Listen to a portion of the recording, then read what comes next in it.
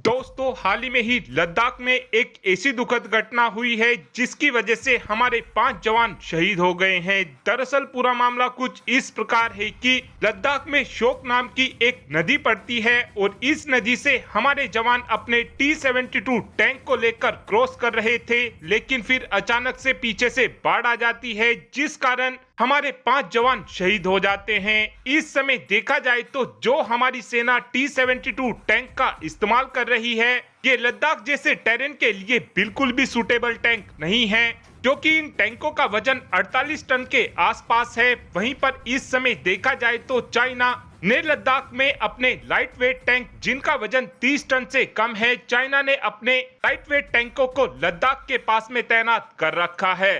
यानी जितना हल्का टैंक होगा वो पहाड़ी इलाकों में उतनी ही ज्यादा तेजी के साथ मूवमेंट को कर पाता है। इसी बात को देखते हुए ही भारत ने अपने लाइट वेट टैंक पर काम शुरू किया था और भारत के इस लाइट वेट टैंक का नाम जोरावर होने वाला है। इस समय देखा जाए तो हमारी सेना के पास 124 की संख्या में अर्जुन टैंक मौजूद हैं और 1200 के करीब हमारी सेना के पास T-90 भीष्म टैंक मौजूद हैं।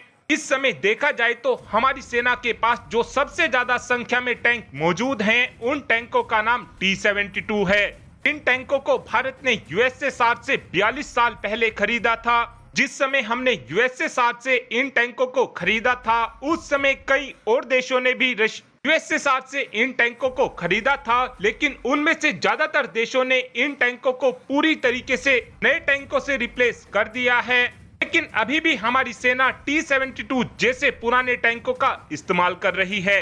हम पहले ही देख चुके हैं कि रशिया और यूक्रेन के युद्ध में यूक्रेन की सेना ने तुर्की के TB2 ड्रोनों की मदद से रशिया के इन टैंकों की हालत खराब कर दी थी। इन टैंकों की रशिया और यूक्रेन के अंदर परफॉर्मेंस को देखने के बाद भारत की तरफ से ये फैसला लिया गया था कि हम 57,000 करोड़ रुपए खर्च कर अपने T-72 टैंकों को पूरी तरीके से रिप्लेस कर देंगे और इन टैंकों की जगह पर हम अपनी सेना में 1770 की संख्या में FRCV टैंकों को शामिल करेंगे।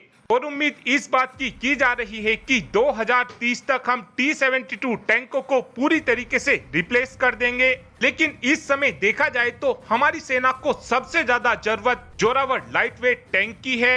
हमको जल्द से जल्द अपने जोरावर टैंक को लद्दाख में तैनात करना होगा, जभी जाकर इस तरीके के हाथ से आगे चलकर रुक पाएंगे। अगर भारत को जल्द से जल्द अपनी सेना को मजबूत करना है तो भारत को अपने डिफेंस बजट को जल्द से जल्द $100 बिलियन के आसपास लेकर जाना होगा, तभी जाकर हम तेजी से अपनी सेनाओं को मजबूत बना सकेंगे। और अब आप ही कमेंट कर बता सकते हैं कि क्या हमको अपने डिफेंस बजट को $100 बिलियन के ऊपर लेकर जाना चाहिए, हाँ या फिर ना। इस बात का आंसर आप कमेंट बॉक्स में दे सकते हैं। थैंक